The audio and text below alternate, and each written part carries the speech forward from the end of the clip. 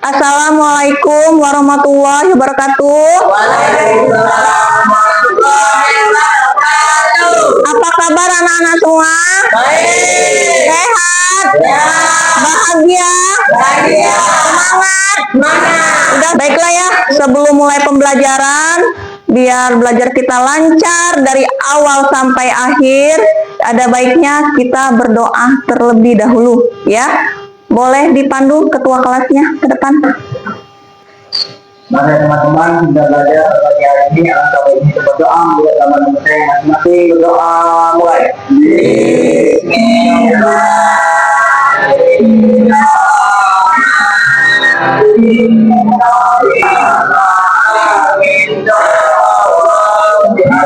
Oke, boleh kembali ke duduknya. Terima kasih. Ibu coba cek kehadirannya dulu ya. Apakah semuanya masuk? Apa ada yang sakit? Ya, Ibu. Agus, Amri, Ahmad, ada yang tidak hadir? Siapa? Tidak hadir ya. Masih sakit ya keterangannya ya. Ya udah, kita doain bersama-sama. Semoga Raka cepat sehat. Jadi bisa berkumpul lagi di sini belajar bersama ya. Kita doain ya. Sebelum mulai pembelajaran, Ibu mau bertanya dulu kepada kalian. Kita ini kan ada kesepakatan kelas sebelum belajar. Coba, masih ingat nggak kesepakatan kelas kita apa? Apa? Iya, tidak boleh tidur di kelas. Ada lagi? Jangan berisik di kelas. Apa lagi? Iya, biar kenapa itu kita patuhi? Biar nanti pembelajarannya tercapai dan nyaman ya. Nah, kita ice breaking dulu aja biar semangat ya. Yang dua jari yang kiri ditembak-tembak dor, ditembak-tembak dor, ditembak-tembak dor, ditembak-tembak. Dua jari yang kanan ditembak-tembak dor, ditembak-tembak.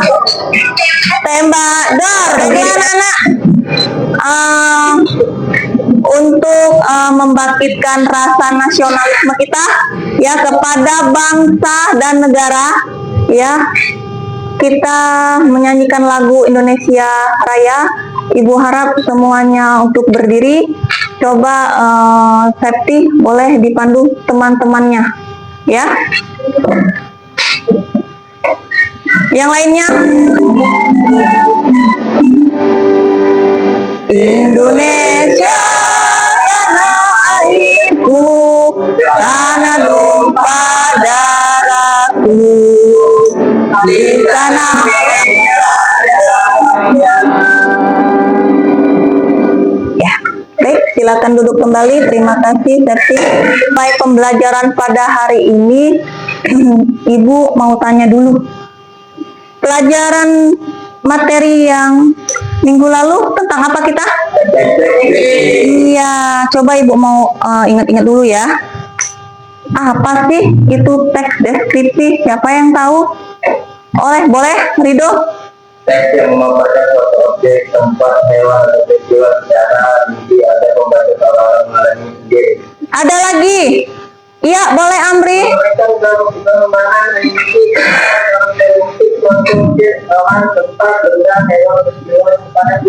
Ya, jadi udah memahami semua ya. Jadi udah tahu. Jadi tidak perlu lagi Ibu ulang. Ibu kira udah paham semua tentang teks deskripsi ya. Materi kita pada hari ini yaitu kita mengurutkan alur dan menentukan unsur intrinsik dari cerita fantasi. Nah, Ibu mau tanya dulu pada kalian semua sebelum masuk ke materinya. Kan kita bahas tentang cerita fantasi, iya kan? Di benak kalian apa sih kalau dengar kata cerita fantasi? Ya, imajinasi. Ada lagi yang lain? Apa? Hayalan. Ada lagi? Ada lagi? Apa? Dongeng, bisa. Ya, udah tahu ya. Fantasi itu kan, nah kalian itu yang pernah kalian tonton atau kalian baca itu cerita fantasi apa sih contohnya? Apalagi? Iya, ada Doraemon. Kita ambil aja satu aja ya, Doraemon. Kalau Doraemon itu tokohnya apa ya? Apalagi selain Soneo? Nobita. Apalagi? Giant. Ada lagi? pasti suka, dan dengan karakter masing-masing tokohnya, ya kan? Kalau si Doraemon itu biasanya tokohnya menceritakan tentang apa? Pernah nggak? Masih inget nggak? Selalu menjadi penyelamat ya. Iya, dia selalu menjadi penyelamat sih. Nobita ya.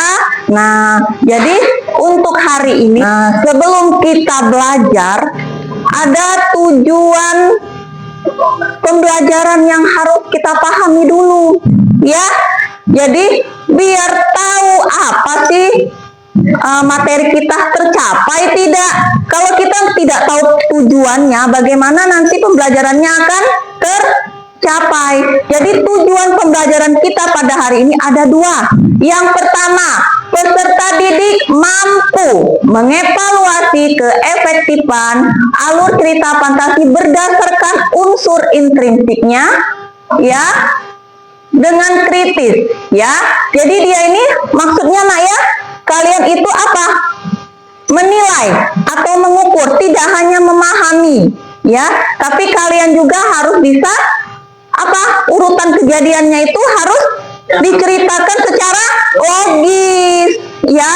Itulah tujuan yang pertama. Jadi kita harus memberikan solusinya, ya.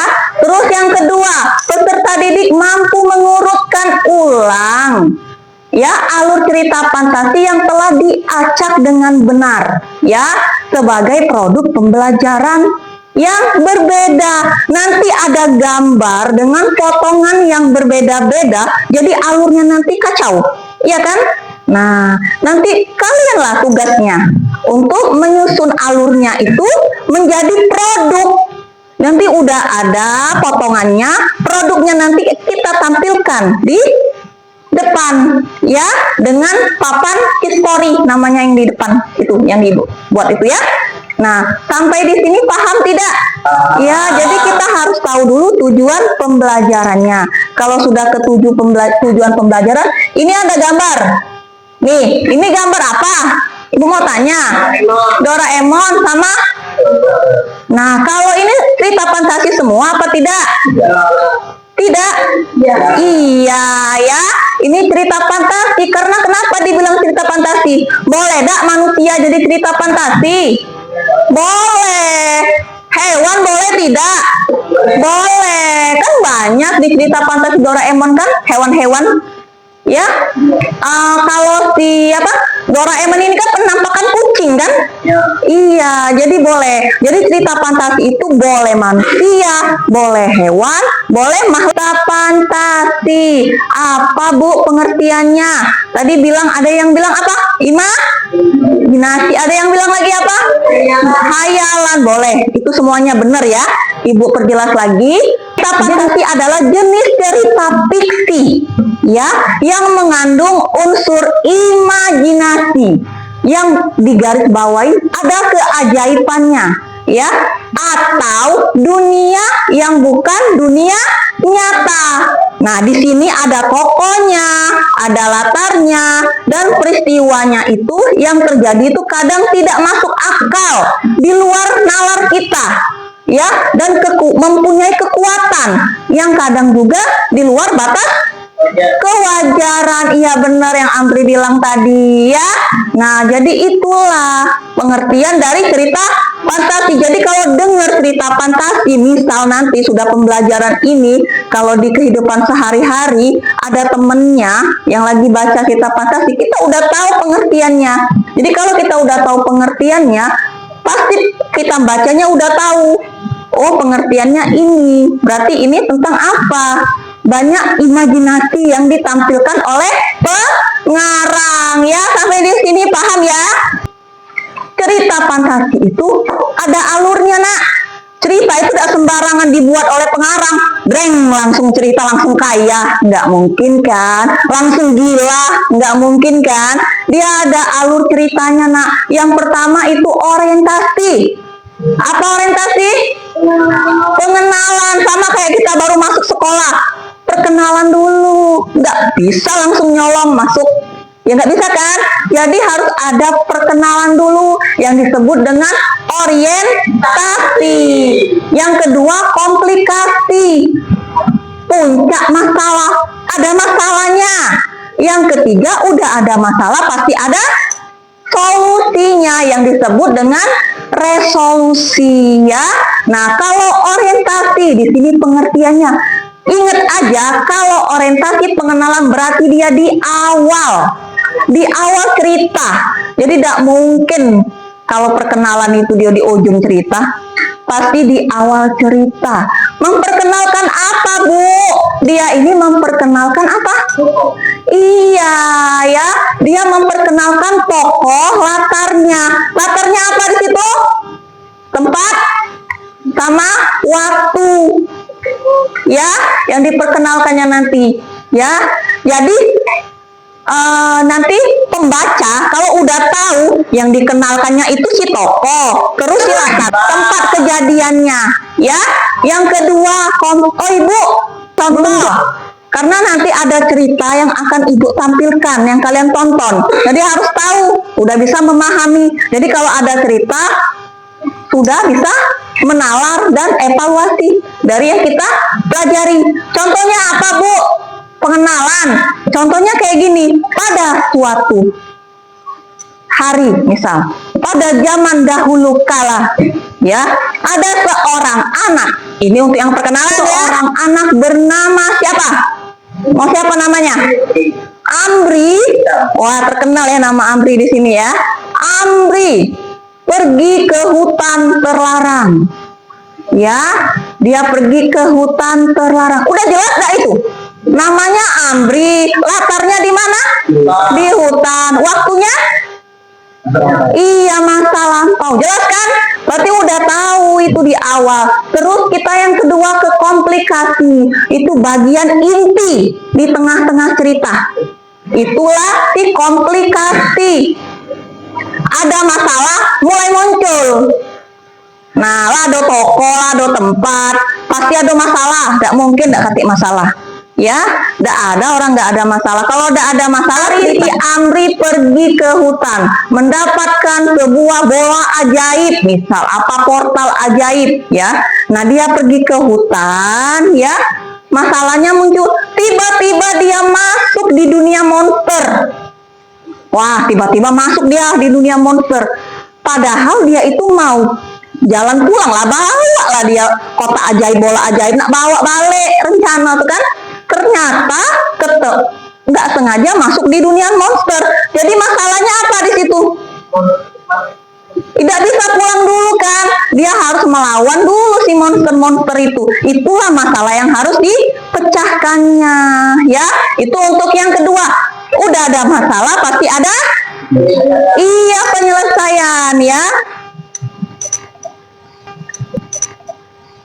Ya, udah ada penyelesaiannya. Penyelesaiannya apa? Nanti ada masalah, udah ada penyelesaiannya. Penyelesaiannya apa, Bu? Ini biasanya di bagian akhir cerita. Ya, akhir cerita ini nanti ada penyelesaiannya, di mana endingnya, ada endingnya. Bisa bahagia, bisa sedih, juga bisa iya bahagia, sedih sama menggantung. Apa ada yang tahu? Tidak maksudnya gantung itu apa? Ceritanya. Iya, gantung nak. Selesai dah. Gantung ceritanya, ada akhirnya. Pernah nggak nomor dari cerita? Kalau kita udah ngerti alur, sekarang ke unsur in, ya. Kalau alur itu ingat kerangkanya. Kalau ini jiwanya, ya. Nah, ini unsur ini ada jiwanya. Unsur itu in. Kalau in berarti dia di dalam.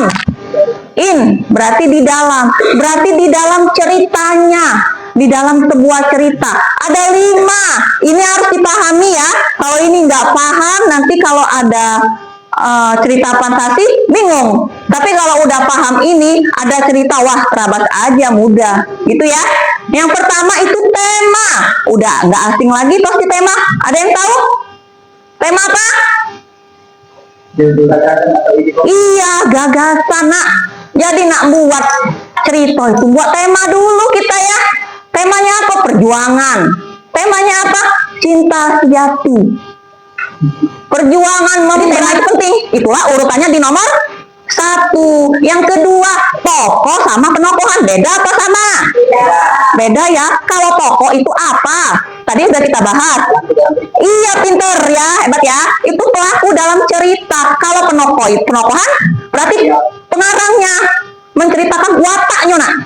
Wataknya itu diceritakan oleh pengarang. Watak itu ada 3, ingat. Protagonis, antagonis, dan tritagonis. Kalau protagonis itu apa? Pernah denger dak? Yang selalu ditindak. Iya. Nah, baik. Ada misal lagi enak-enak ngobrol, ada yang datang marah-marah, ya, ada yang menentang. Itu perannya apa? Antagonis. Nah, si tritagonis itu peran untuk penengahnya. Jadi dimasuklah oleh si pengarang penokohan ini. Penting. Kalau tidak ada si antagonis, cerita itu nggak akan hidup. Bakalan lempeng, baik, terus nggak ada cerita. Ya kan? Terus lanjut lagi ke latar atau nama kerennya itu setting. Setting aja. Nah, latar atau setting itu juga ada 3. Latar tempat, latar waktu, sama latar suasana. Latar tempat, Bu. Apa bedanya latar tempat sama latar waktu? Kalau dia menanyakan latar, berarti dia di mana. Kalau dia waktu, berarti dia kapan. Jadi kalau dia tempat, dia menanyakan di mana. Di mana tempatnya? Apakah kalau cerita fantasi ini contoh latarnya di mana ya? Hutan ajaib, di sungai bawah laut, misalnya di mana lagi, di atas langit ke-7. Itu namanya cerita fantasi, suka-suka kita yang buat, tapi tetap harus ada alurnya tadi sesuai, ya. Nah, kalau waktu, masa depan, masa lampau, sekarang boleh masa depan, masa sekarang ya, pagi, siang, sore, itu adalah si waktu. Kalau latar suasana itu, siapa itu yang buatnya itu? Tetap penulis. Biar untuk apa itu suasananya? Apakah menegangkan, sedih, senang, gembira? Ya, jadi itu ada suasana. Terus amanat. Masa nggak tahu amanat? Ada yang tahu amanat? Hah? Pesan moral, ya, pesan moral yang disampaikan oleh siapa? Untuk dijadikan pelajaran kita. Ya, walaupun ceritanya yang aneh-aneh yang nggak masuk akal, tapi ada pesan yang ingin disampaikan pengarang. Lanjut yang terakhir yaitu cara penulis menempatkan diri dalam cerita. Itu sudut pandang orang pertama, kedua, dan ketiga, ya. Nggak ada yang mau tanya. Ini ibu mau tayangi cerita fantasi yang judulnya itu Prilly dan Sapu Terbangnya yang Usang. Ini dipahamin benar-benar ya ceritanya, karena nanti ibu akan membagikan potongan gambar secara acak, ya. Prilly dan Sapu Terbang yang Usang. Prilly namanya, dia adalah anak perempuan berusia 10 tahun yang ingin sekali menjadi penyihir. Sejak kecil, ia kerap diajari neneknya melakukan berbagai hal berbau sihir. Pedangnya panjang. Suatu hari, Nyonya Rin, ibu Prilly, sedang bermain dengan salah satu murid laki-laki. Kamu yakin menjadi penyihir? Iya, namanya kenapa? Oh, tidak apa-apa. Namun, tapi yang membawa itu tidak dulu. Lebih cocok jika digunakan untuk perjalanan.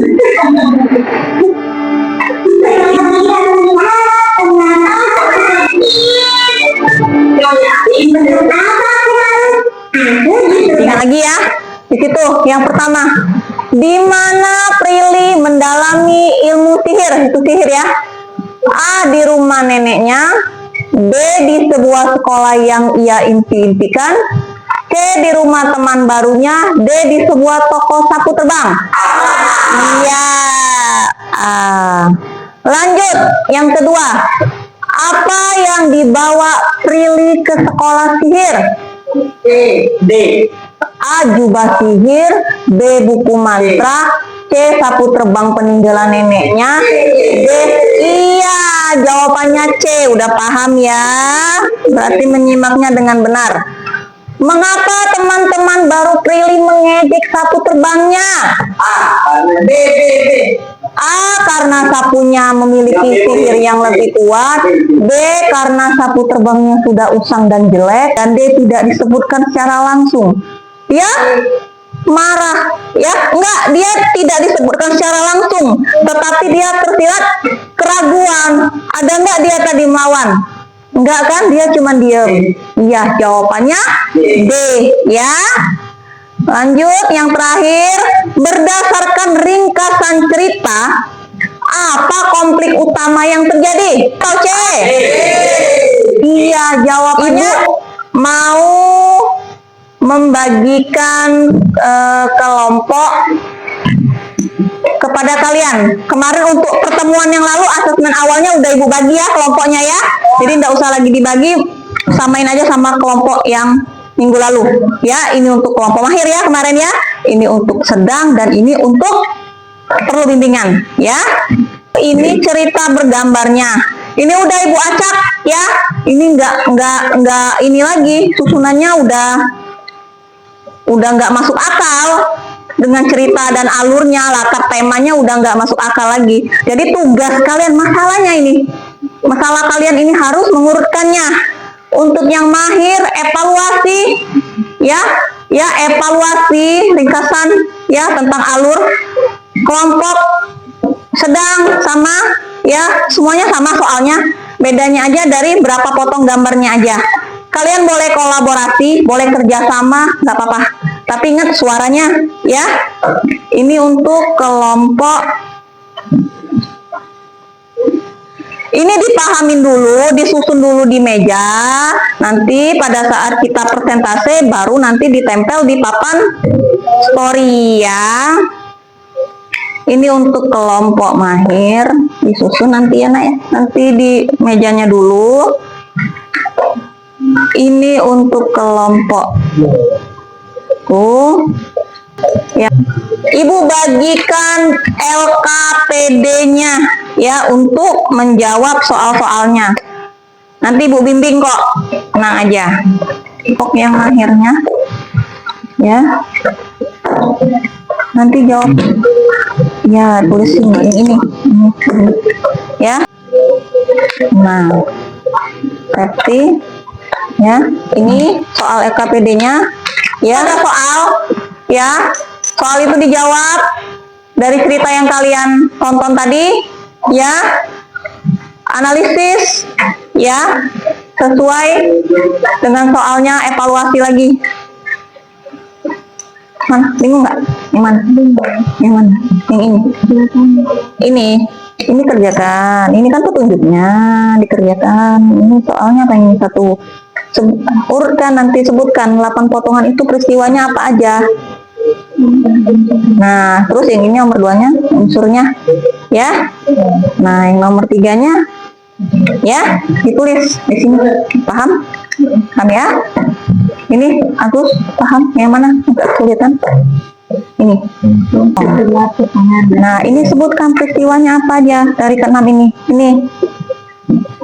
Ya. Nah, tulis di sini. Nih, tuliskan apa yang terjadi. Nah, ya.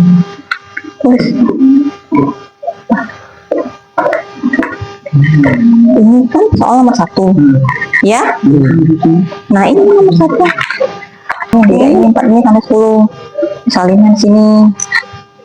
Ya, ngerti tak? Itu gambar ini ditandai. Iya, nanti. Nah, untuk penjelasannya seperti ini. Iya, kerjakan ini. Dan kamu sekarang yang ngerjainnya ini. Ya. Apa? Sebelum kita presentasi, kita ice breaking dulu sebentar ya, biar semangat ya. Semangat.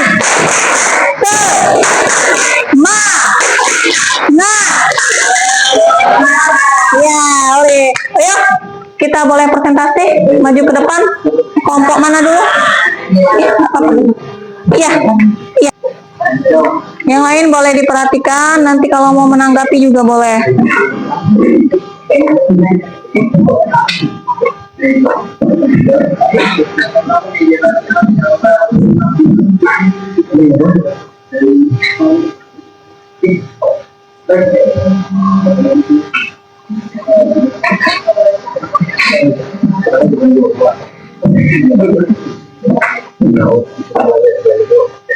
Kenapa lemnya susah ya? Boleh nontonnya. Ya ini melatih kolaborasi kalian ya, kerjasama ya dalam menyusunnya.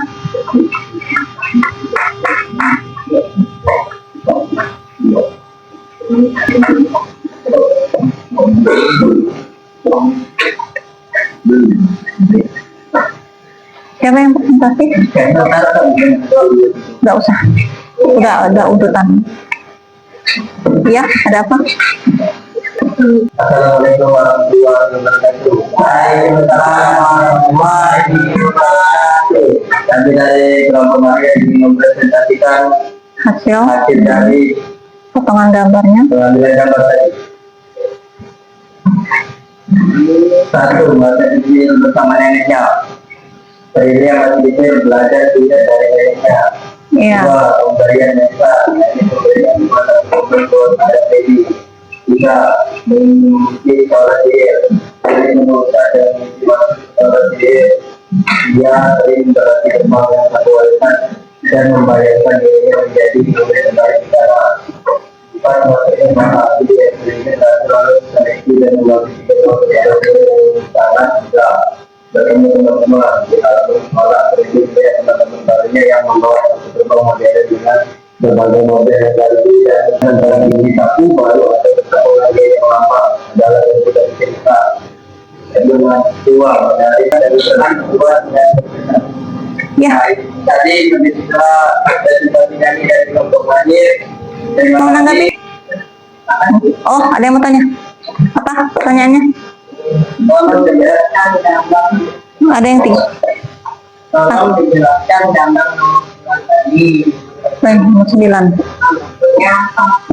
Beri mengingat kembali dan budaya lainnya. Jelas? Dah, ada yang mau ditanya lagi? Tidak ada ya? Jadi, udah semuanya maju. Dari mahir, sedang, dan perlu bimbingan semuanya udah baik ya. Untuk kelompok mahir analisisnya baik ya. Runtutnya juga udah benar ya dari nomor 1 gambarnya. Untuk kelompok sedang juga, untuk kelompok perlu bimbingan juga. Ya, terima kasih ya untuk semangatnya mengerjakan LKPD-nya ya. Baik, kita langsung aja ke kesimpulan pada hari ini. Ya, dari materi ini simpulannya dari kita batasi apa yang kalian mau nyimpulkan boleh? Setelah mempelajari cerita fantasi akhir atau menunjukkan sebuah cerita imajinatif seperti pengenalan, konflik, resolusi, dan berakhir senang atau sedih yang saya tangkap sangat menghibur sekali bagi pembaca dengan tokoh-tokoh yang unik. Oke, udah paham ya? Jadi kesimpulannya cerita fantasi itu imajinasi yang tidak masuk akal. Ceritanya itu ada pesan moral yang ingin disampaikan oleh pengarang yang terdiri dari alur tadi sama unsur intrinsiknya. Ya, nah Ibu mau refleksi sebentar ya. Bagaimana perasaan kalian setelah mendapat pelajaran cerita fantasi? Senang. Gembira terus apa lagi? Seru ya. Oke ya anak-anak ya. Jadi untuk hari ini Ibu kira cukup ya. Semuanya udah bisa paham. Ada yang mau ditanya? Masih bingung? Jelas? Jelas. Untuk pembelajaran minggu berikutnya ya, itu tentang kita membuat cerita fantasinya. Ya. Jadi Ibu terima kasih sekali kepada kalian ya yang sudah hari ini menjawab semua soal-soal dari Ibu, memahami maksud dari cerita fantasi kita pada hari ini. Ibu bangga, Ibu kagum, kalian hebat semuanya ya. Ibu harap pembelajaran pada hari ini bisa kita tuangkan juga dalam kehidupan sehari-hari ya. Jadi tahu pengertian dari cerita fantasi itu, tujuan pembelajaran kita ini hari ini apa ya. Oke anak-anak, sebelum Ibu tutup, kita baca doa terlebih dahulu. Boleh dipimpin oleh temannya, oleh ketua kelasnya ya, boleh. Ulang baik bangsa baik kita berdoa untuk masing-masing berdoa mulai.